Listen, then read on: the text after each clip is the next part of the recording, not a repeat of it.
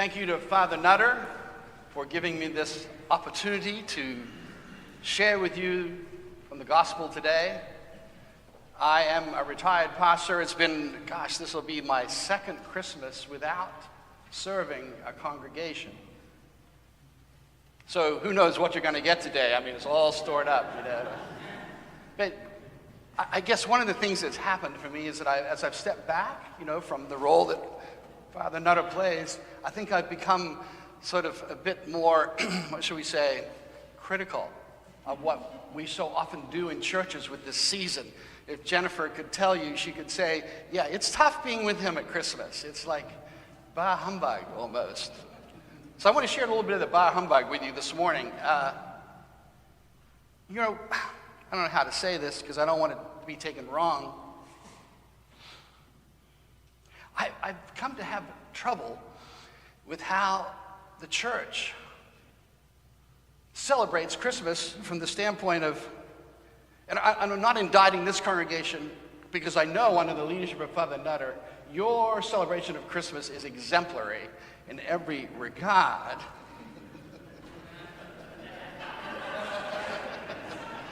I'm talking about all those other churches out there, and so many of them,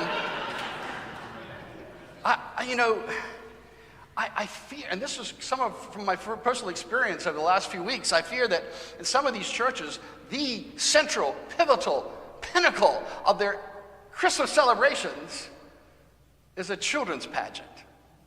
Okay, don't take me wrong. I'm not Xing that out because I know you have one coming up next week as well. But here's my concern. I fear that in many of these churches, they've lost the rest of it, and they kept this. And they hope that this is what will draw people in, and this is what will have the impact. And, well, I fear it gets reductionistic. It reduces Christmas. There's a place for children's pageants, absolutely. But here's a little background that maybe help you understand my disposition. The last congregation I served was on the north side of Chicago, and we were there for some 14 years.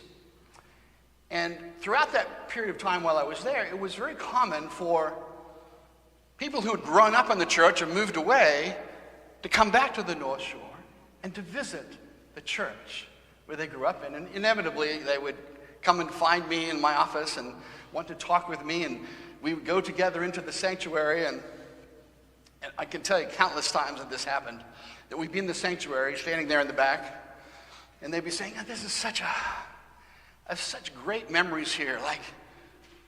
The one memory that stands out for me is the Christmas pageant where I was a cow, or I was a lamb, or I was a goat, or whatever it might be, or maybe even a wise man, or a shepherd, which was fine. But further conversation would reveal that was probably the last time they were in church. And so it seemed to me that so often the Christmas story, let alone the rest of it, had just gotten no traction whatsoever. It was just lost. So I'm not dismissing children's pageants. I just want all the other things. Maybe this is a better way to put it. I want to put the adult back in Christmas. I know that sounds strange, I know, but bear with me. I mean, think about it. It's so interesting to me that there are no children in the Christmas narratives that we have. Yes, okay, there's an infant at the center of it all, but no children per se. Just adults doing very adult things like, birthing a baby, watching over sheep, stargazing, innkeeping. I mean, there's even a king who slaughters innocent children. Okay, well, children do show up in the story, I guess. So, again, when I'm thinking about wanting to locate that pageant in the larger narrative that brings the adult at least alongside in a powerful, profound way, I think the Gospel of John is an excellent place to start. John takes us back, but not to the manger. We read it this morning. Not to the manger, but to the beginning of all things. That's the only place he knows where we have to go and start. The word, he says, in Greek, that word is logos, which in the Greek time of its time, it meant logos was a way of naming, in that time, in that language, that word was a way of naming the life force that it was at the center of the universe, the logos, the one that was present at the beginning of all things, the very being of God, the source of all that is life. The Word, that Word became flesh and lived among us. You know, if Luke gives us a baby wrapped in swaddling clothes and lying in a manger, John gives us a riddle wrapped in a mystery inside an enigma. The Word became flesh and lived among us. God, the infinite, the one beyond time and space and bodies, assumed our bodily, time-bound, mortal existence with all its limitations and its vulnerabilities and fragility. Now, in this modern technological time of ours, it seems to me that we are just hell-bent on overcoming our physical limitations, the ways in which we have been bound in time, or the way this human condition limits where we can be and how we can be in this world. So it's easy to feel in some ways that we're moving the opposite direction. Well, God is seeking to become one of us in the flesh. We're seeking to escape our flesh at every possible turn. The Christmas story is not a story of how God saves us from our humanity. It is a story of how God saves us through our humanity. Does the name Marshall McLuhan mean anything to some of you? You older people are nodding your heads. Yes, you remember. He was a great media communications theorist, and he gave us that term that we use still today, I think, the global village. He talked about the medium as the message, or as he said oftentimes, the massage, he said. And McLuhan became known as one of those who helped us begin to understand how all these methods of communication that we were experiencing and inventing and participating in was changing us. And I know everybody thinks that he was a celebrator of all this, but he really was much more than that. He was a prophet warning us about it.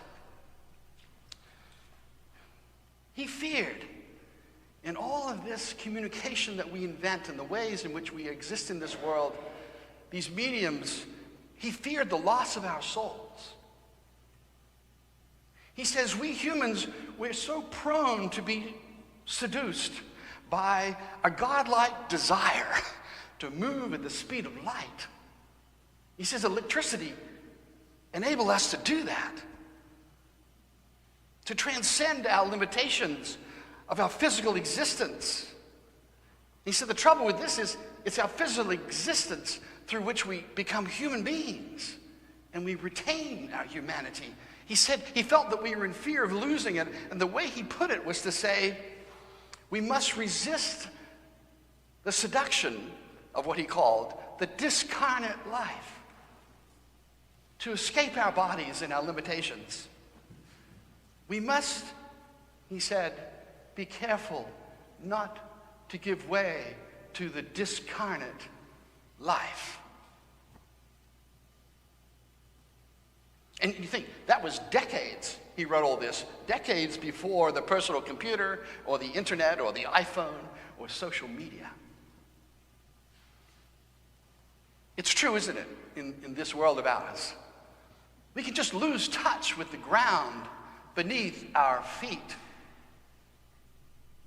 We can begin to move through this world at such a speed that we cease to be moved by it. I think it was Waldo Emerson who said, when you're skating on thin ice, our safety is in our speed. So, at the center of this story of Christmas is the summons, I think, to follow Jesus into this world of flesh. That is the real world. The world, because of Christmas, that we know is the world in which the infinite and the finite have been melded together. Time and timelessness have become one. And that is where we are to meet the God who moves at the speed of love. You may have seen this. It was in, I think, last week's New York Times. David Brooks wrote this wonderful essay on his own journey of faith. And I encourage you to go back and track it down if you haven't read it. And he talks about this experience in the midst of that article. And I just want to quote it briefly. He says, "One morning in April, I was in a crowded subway car underneath the 33rd Street Bridge. And he said it was truly one of the ugliest spots on this good green earth. He said, but standing there in that moment, he said, I looked around the car and I had this shimmering awareness that all the people there had souls. Each of them had some piece of themselves that had no size or color or weight or shape, but that gave them infinite value. The souls around me that day seemed not inert, but yearning. Some soaring, some suffering or sleeping, some were downtrodden and crying out, but all of them, to him in that moment, signs of the infinite in the midst of the finite. This world of flesh and bodies, the actual world we are in, is the place where God is to be found and known and encountered. So I just want to remind you today that the Christmas story at its core is a summons to each of us to attend more closely and carefully and gently and with more love to the world that we have been given and the world in which we find ourselves placed. That world of parenting and marriages, of family and friends and enemies, that world of breakups and breakdowns, that world of work and of play, of war and of peace, of sin and imperfection, of guilt and innocence, that world of inevitable sorrow and surprising joy. And the great thing about being in this community is that we come around to the story every year, again and again, and we must remember it over and over again and be called back once again into the incarnate life that Jesus has made possible for us in this world where we meet God in the midst of it, not beyond it or above it. Several years ago, the journalist and humorist Calvin Miller wrote a book in honor of his wife Alice, and it was titled simply About Alice. And in it, he tells of coming across something that Alice had written about an experience that she had had while serving as a volunteer counselor at a summer camp for severely challenged children who had chronic illnesses. And she wrote about a young girl who she called in the note simply by the letter L. to whom she'd become especially close.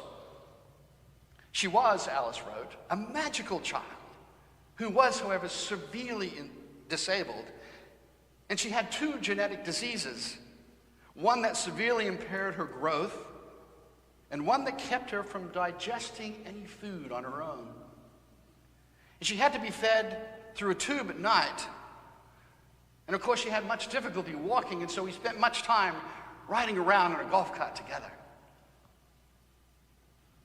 She said one day we were playing that marvelous children's game, Duck, Duck, Goose, where children chase each other around the circle.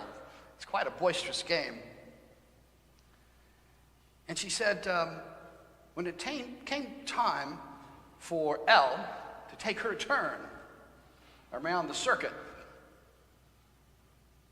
she asked Alice to hold her mail that had come that day.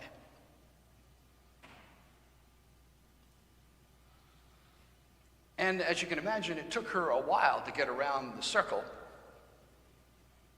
And Alice couldn't help but notice that on top of the pile was a note from her mother.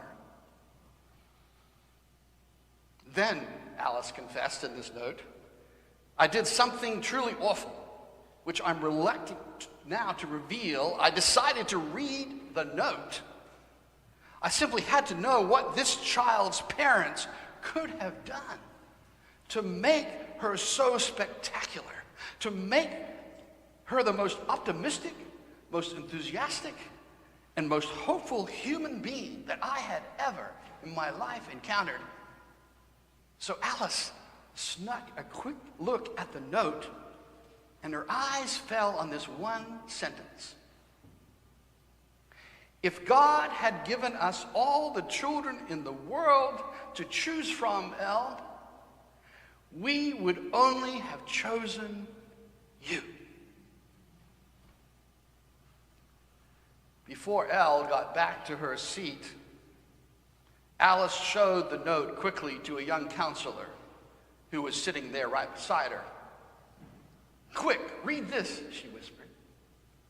It's the secret of life. It's the secret of life. In the beginning was the Word, and the Word was with God. The Word was God, and the Word became flesh and lived among us. I think that is about as close as we will ever get to being in on the secret of life.